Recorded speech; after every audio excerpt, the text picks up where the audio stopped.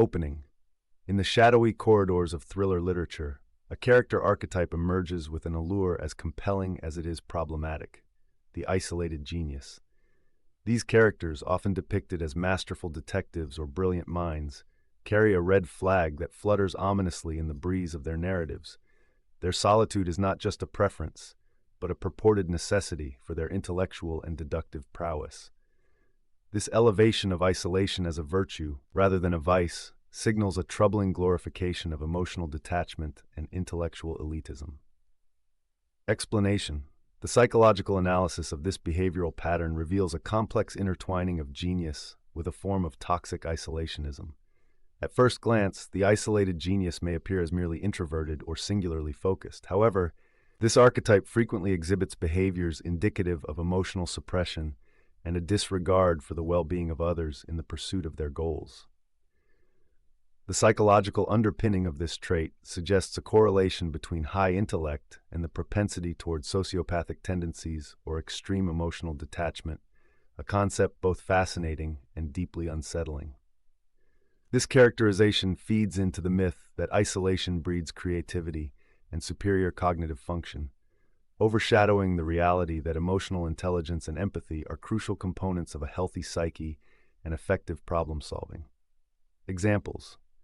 One of the most iconic examples of the isolated genius in thriller literature is Sherlock Holmes, created by Sir Arthur Conan Doyle. Holmes's brilliance is unparalleled, yet he is markedly aloof and often dismissive of the emotional distress of others, focusing solely on the intellectual challenge at hand. His famous quote, "I am not a psychopath, Anderson.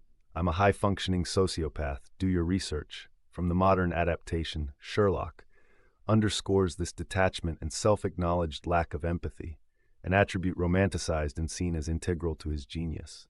Another example can be found in Stieg Larsson's The Girl with the Dragon Tattoo, where Lisbeth Salander, a brilliant hacker with a troubled past, navigates her world with a marked lack of emotional connections. Her genius is undeniable, but her interactions with the world around her are tinged with a coldness and isolation that are presented as side effects of her intellect and traumatic experiences. Why it matters. The real-world implications of romanticizing the isolated genius are multifaceted and deeply concerning. By linking intellectual superiority with emotional suppression and antisocial behavior, a dangerous precedent is set that can influence perceptions of intelligence, success, and social interaction.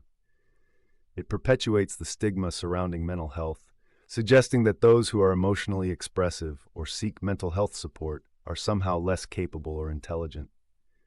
This harmful stereotype discourages empathy and emotional expressiveness, essential components of human connection and societal progress. Furthermore, it overlooks the capacity for individuals who are highly intelligent to also be emotionally intelligent and socially connected, reinforcing outdated and debunked notions of what constitutes a genius. Conclusion. The isolated genius, while a staple of thriller literature, is a character study in the dangers of romanticizing intellectual elitism at the expense of emotional intent and moral integrity. This archetype presents a red flag, signaling an unhealthy portrayal of solitude as synonymous with brilliance. It begs the question, if we continue to idolize these detached figures, what does it say about our values concerning the mind and the heart? Perhaps it's time we redefine genius to encompass not only the intellect, but also the capacity for empathy, connection, and moral clarity. Character psychology is fascinating, and sometimes our favorite characters exhibit behaviors we'd never tolerate in real life. What do you think about this analysis? Are there other characters with red flags I should cover? Let me know in the comments. Your suggestions help shape future videos.